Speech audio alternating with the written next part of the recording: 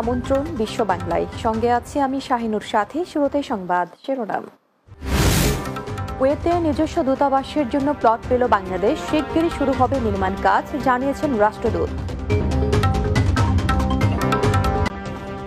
শুনছিলেন শিরোনাম, live news. এবারে বিস্তারিত।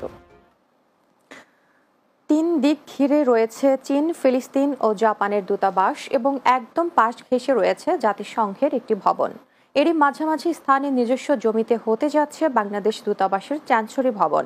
কুয়েত প্রতিনিধি আহজবেদ জানান, দেশটির মোশরেফ এলাকার ডিপ্লোম্যাটিক জোনে কুয়েতের বরাদ্দকৃত 2টি জমি রাষ্ট্রদূতকে বুঝিয়ে দিতে দেশটির পররাষ্ট্র মন্ত্রণালয়ের প্রতিনিধিরা সশরীরে উপস্থিত হন সেখানে।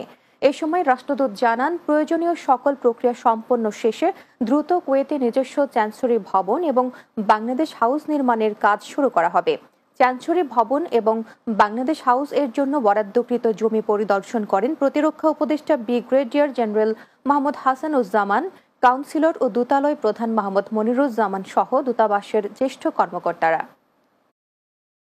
আনন্দের সাথে জানাচ্ছি যে এই দিনে আমরা কুয়েত সরকারের কাছ থেকে বাংলা দূতাবাসের জন্য যে নির্ধারিত প্লট আছে সেই প্লটটা বুঝে পেয়েছি।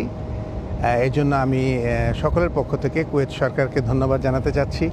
এটার সাথে সাথে রাষ্ট্রদূতের যে আবাসনা হবে সেই প্লট আমরা বুঝে পেয়েছি। টোটাল এলাকা হচ্ছে 3000 স্কোয়ার মিটার এম্বাসির জন্য এবং 1000 স্কোয়ার মিটার রাষ্ট্রদূতের বাসভবনের জন্য।